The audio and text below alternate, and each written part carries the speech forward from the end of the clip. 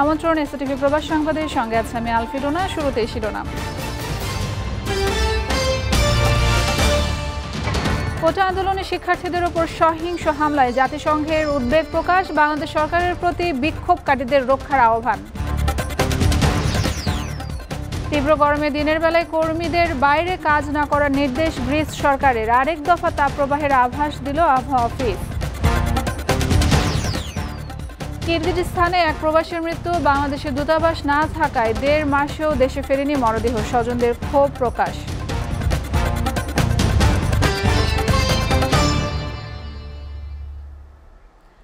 বাংলাদেশে কোটা সংস্কারের দাবিতে আন্দোলনকারী সাধারণ শিক্ষার্থীদের উপর হামলা ও হত্যাকাণ্ডের ঘটনায় প্রতিক্রিয়া জানিয়েছে জাতিসংঘ। সংস্থাটি বলছে, আন্দোলনকে ঘিরে বাংলাদেশের চলমান ঘটনা প্রবাহ সম্পর্কে জাতিসংঘ অবগত। সহিংস হামলা থেকে বিক্ষোভকারীদের রক্ষা করতে বাংলাদেশ সরকারের প্রতি আহ্বানও জানিয়েছে বৈশ্বিক এই সংস্থাটি। জাতিসংঘ আরও বলেছে, মানুষের শান্তিপূর্ণভাবে বিক্ষোভ করার অধিকার আছে এবং সরকারকে সেই অধিকার রক্ষা করতে হবে। একই সঙ্গে বাংলাদেশের চলমান ঘটনা প্রবাহ জাতিসংঘে উদ্বেগের সাথে পর্যবেক্ষণ করছে বলেও জানানো হয়েছে। স্থানীয় সময় মঙ্গলবার জাতিসংঘের নিয়মিত ব্রিফিংয়ে মহাসচিব অ্যান্তোনিও গুতেরেসের মুখপাত্র স্টেফেন ডুজারিক এসব মন্তব্য করেন। তীব্র গরমে দুপুর 12টা থেকে বিকেল 5টা পর্যন্ত কর্মীদের বাইরে কাজ না করতে ব্যবসা প্রতিষ্ঠানগুলোকে নির্দেশ দিয়েছে গ্রিস সরকার। এ সপ্তাহে আরেক দফা তাপপ্রবাহের আশঙ্কা থাকায় এ পদক্ষেপ নিয়েছে দেশটির সরকার।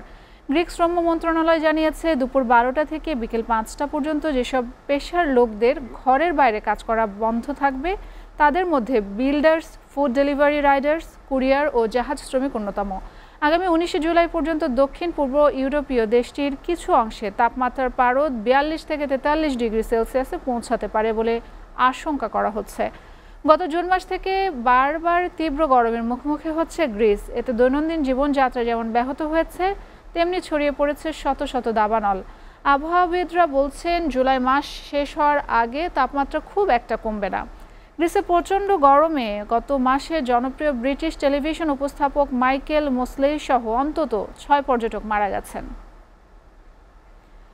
কিরগিজস্তানে হায়দার মোল্লা নামে এক প্রবাসীর মৃত্যু হয়েছে, কিন্তু দেশটিতে বাংলাদেশের দূতাবাস না থাকায় 1.5 মাসেও দেশে ফেরেনি তার মরদেহ। হায়দার মোল্লার বাড়ি নড়াইল জেলার সদর উপজেলায়। জনশক্তি ব্যুরোর ছাড়পত্র নিয়ে কিরগিজস্তানে গিয়ে কাজ না পাওয়ায় হতাশায় মৃত্যু হয় বলে হায়দার মোল্লার পরিবারের অভিযোগ।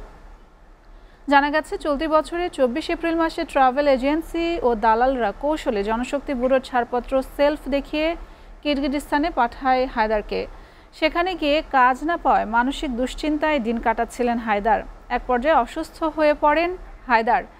এদিকে 1 মাসে এন্ট্রি ভিসার মেয়াদ শেষ হওয়ার পর আর ভিসা নবায়ন করেনি দালাল চক্র। সে কারণে অসুস্থ হওয়ার পরও কোনো চিকিৎসা পায়নি হায়দার। গত 3রা জুন মৃত্যু হয় হায়দারের।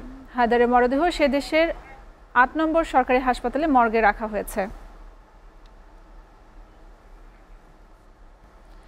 দ্বীপরাষ্ট্র মালদ্বীপে মাদক সহ আটক হয়েছেন 2 বাংলাদেশি। মঙ্গলবার দেশটির ড্রাগ এনফোর্সমেন্ট ডিপার্টমেন্ট এবং গোয়েন্দা বিভাগের যৌথ অভিযানে তাদের আটক করা হয়।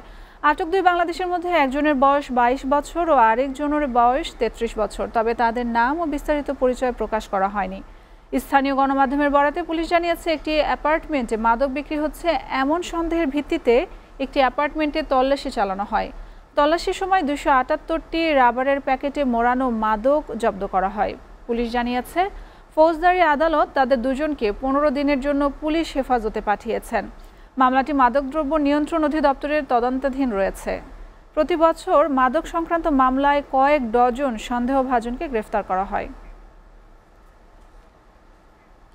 এসটিভি প্রবাস সংবাদ শেষ করার আগে শিরোনামগুলো জানাবো আরও একবার। কোটা আন্দোলনে শিক্ষার্থীদের উপর সহিংস হামলায় জাতিসংঘের উদ্বেগ প্রকাশ, বাংলাদেশ সরকারের প্রতি বিক্ষোভকারীদের রক্ষার আহ্বান।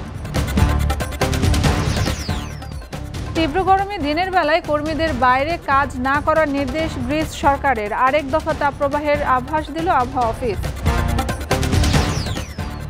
কিরগিজস্তানে এক প্রবাসীর মৃত্যু, বাংলাদেশের দূতাবাস না থাকায় 1.5 মাসেও দেশে ফেরেনি মরদেহ, স্বজনদের ক্ষোভ প্রকাশ।